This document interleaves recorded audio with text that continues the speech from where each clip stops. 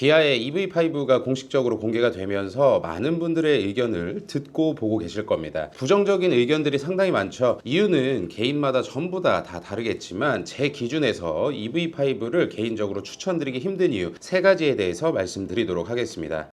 우선 첫 번째는 전부 이야기하시는 가격입니다. 자동차를 주제로 한 채널들에서도 EV5의 가격 자체가 너무 비싸다라는 이야기가 있죠. EV5의 한국 시작 가격이 에어트림 4,855만 원이고요. 주력 트림이라고 할 수 있는 어스트림은 5,230만 원, 그리고 GT 라인이 5,340만 원으로 책정이 됐습니다. 이렇게 설계된 구조를 뜯어보면 상당히 전략적이라고 할 수 있어요. 가격만 보면 표면적으로는 합리적으로도 볼 수 있겠지만 일부 소비자분들이 기대했던 가성비 전기차라는 인식과는 상당히 거리가 먼 가격 책정이 아닌가라고 개인적으로 생각을 합니다. 소비자 관점에서 가장 큰 논란을 불러일으키는 지점은 역시나 기존의 중국에서 출시 모델과의 엄청난 가격 차이죠. 중국 시장에서 EV5는 환율 기준으로 해보면 2,926만 원부터 시작하는 반면에 국내 시작 가격은 이거보다 무려 2,188만 원이나 높습니다. 근데 이런 의견도 있어요. 실제로 중국에서 EV5를 타고 다닐 만하게 옵션을 넣으면 그것도 한 4천만 원 이상 써야 된다라는 이야기를 하시는 분들도 있었고요. 이 중국에서 판매되는 모델은 정말 깡통, 진짜 깡통 트림을 시작으로 하기도 하고 배터리도 NCM 3원계가 아니라 LFP 배터리가 들어가기 때문에 이런 것들은 감안을 해도 한국 소비자분들의 입장에서는 단순하게 가격 비교를 해봤을 때 2,188만 원이라는 가격 차이는 거의 소형차 한 대 값에 해당하는 금액이라 납득이 쉽지 않은 것 같아요. 그리고 트림 선택의 강제성도 약간 있다고 봅니다. 4,855만 원의 시작 가격을 보여주고 있는 에어 트림이 실제로 가격표 구성을 뜯어보면 몇 가지 중요한 사양이 기본적으로 빠져 있습니다. 예를 들어서 특히나 전기차에서는 이런 것들이 상당히 중요한데 기본 오디오 시스템이 6개 스피커로 구성되어 있기 때문에 가격 대비 아쉬움을 남기기도 하고요. 이제부터 정말 중요한데 1열의 통풍 시트, 스마트 테일게이트,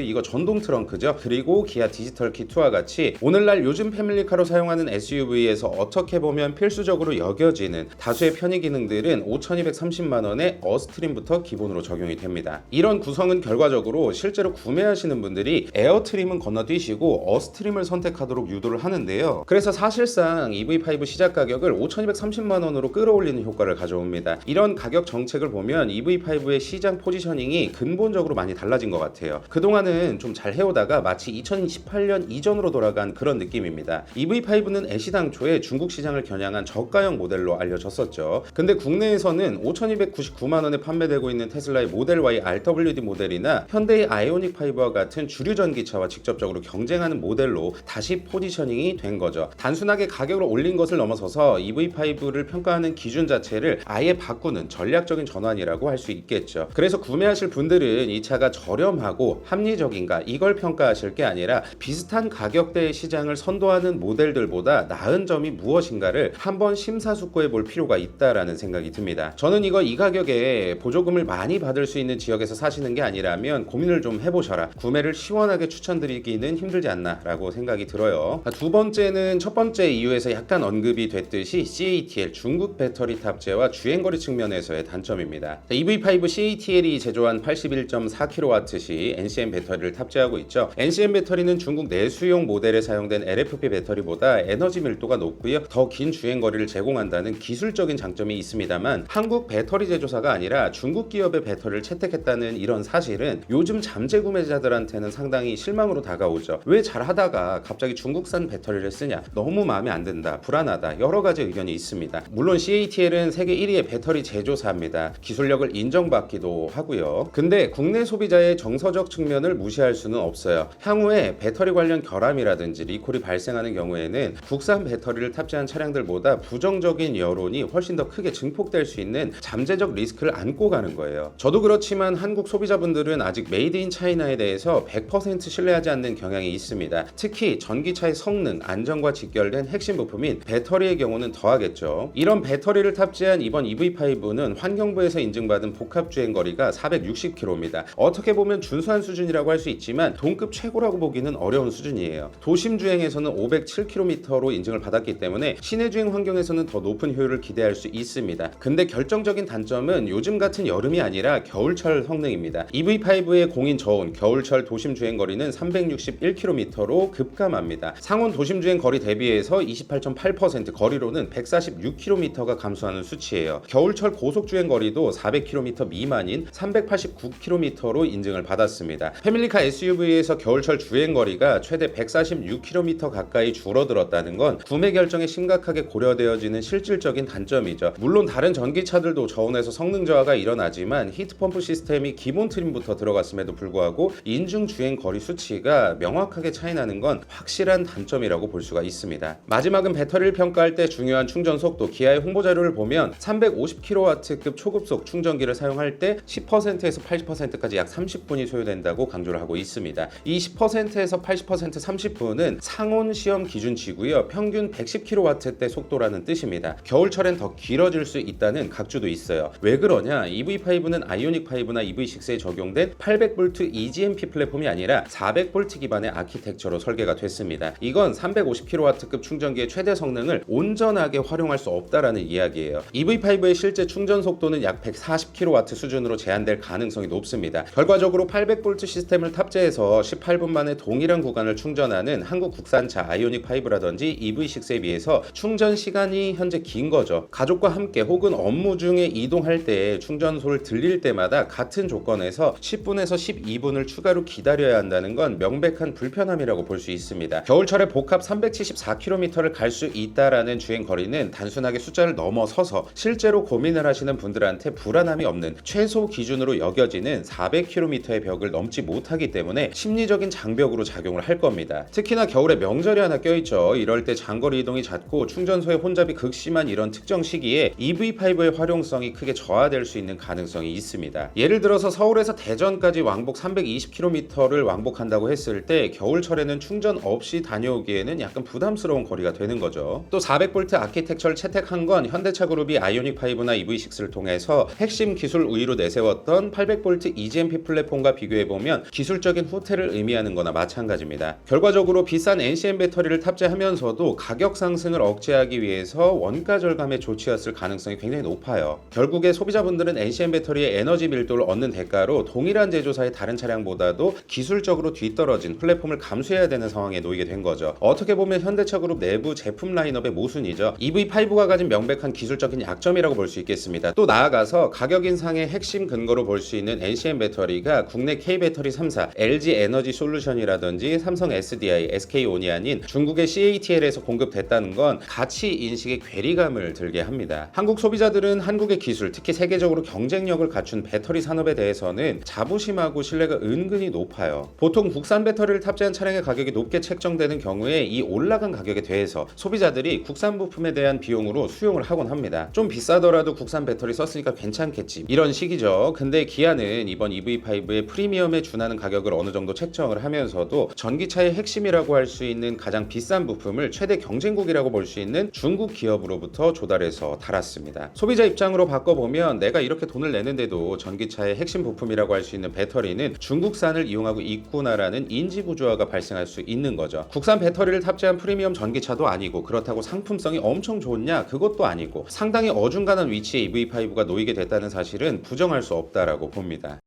여기까지 제가 EV5를 추천드리기 힘든 이유 3가지에 대해서 말씀드렸는데요. 여러분들의 생각도 궁금합니다. 자유롭게 댓글에 작성해 주시면 감사드리겠습니다. 이번 영상은 여기까지고요. 다음 영상은 그래도 구매하실 만한 분들을 위해서 EV5 트림과 옵션을 구성해 보도록 하겠습니다. 시청해 주셔서 감사드리고요. 항상 건강하시기 바랍니다. 감사합니다.